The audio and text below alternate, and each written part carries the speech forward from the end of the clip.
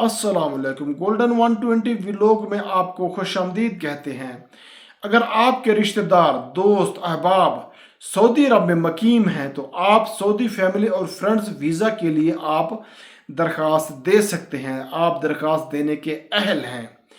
इन दिनों में आपको सऊदी सफारत खाने या कौंसल खाने में लाइन में इंतज़ार करने या किसी और एजेंसी से गुजरने की बिल्कुल ज़रूरत नहीं है।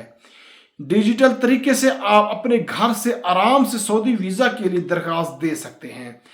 इसमें अमल क्या है, ज़रूरियात क्या है, इसके लिए दरख्वास्त देने की अहल हैं, जो दरख्वास्त की फ़ीस कितनी है और फैमिली फ्रेंड्स वीज़ा की अप्लाई कैसे करें, ये तमाम खबर आज आपके सामने रखते हैं। इंतहाई गौर से, ध्यान से आखिर तक वीडियो को लाजमी देख लेना। तो दोस्तों, आपने सऊदी अरब में रहने वाले जितने भी दोस्त हैं या फिर ख़ानदान वाले हैं उनसे मिलने का फैसला किया है। आपने पहला तरीक़ाकार ये है कि आपके लिए वीज़ा दरख्वास्त के कौन से अख्तियारियात दस्तयाब हैं।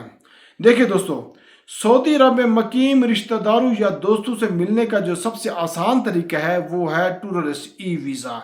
उसके लिए आपने दरख्वास्त देना है। सियाहती वीज़ा के तहत आप सऊदी अरब में अगर अपने दोस्तों ख़ानदानों से मिल सकते हैं और उसके साथ सियाहती मकामात का विज़िट कर सकते हैं और साथ उम्रा भी कर सकते हैं।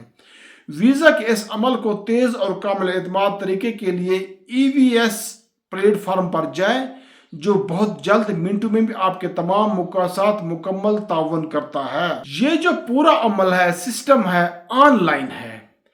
इससे सऊदी सफारत खाने या कौंसलेट में जिस्मानी तौर पर खुद को हाजिर करने, वहां जाने की बिल्कुल ज़रूरत नहीं है।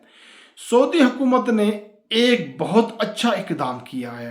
अपने ज़ायरीन की फ़हरिस्त को बढ़ा दिया है, तादाद बढ़ा दी गई है कि जितना हो सके ज़्यादा लोग हैं जो सऊदी इलेक्ट्रॉनिक वीज़ा या ई वीज़ा के अहल हैं, इस मियार पर वो पूरा उतरने वाले हैं, वो सियाहती वीज़ा के लिए दरख्वास्त दे सकते हैं। वो यहाँ सऊदी में आ सकते हैं, विजिट कर सकते हैं, रिश्तेदारों से मिल सकते हैं, दोस्तों से मिल सकते हैं। एक बार जब आपके पास सऊदी ई वीज़ा है तो आप उसे सऊदी अरब की मूफा की वेबसाइट के ज़रिए भी देख सकते हैं।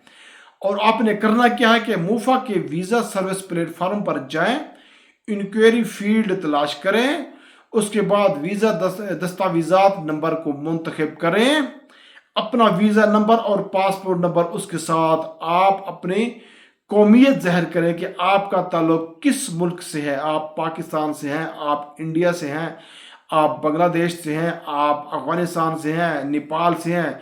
मेरे कहने का मतलब है गो कि आप किसी कंट्री से भी ताल्लुक है, आप आ सकते हैं। एक और बात आपको बता दूं कि अगर आप सऊदी अरब में वीज़ा ख़त्म होने के बाद फिर भी आप क़याम करते हैं तो आपको हवाई अड्डे पर जुर्माना भी अदा करना होगा।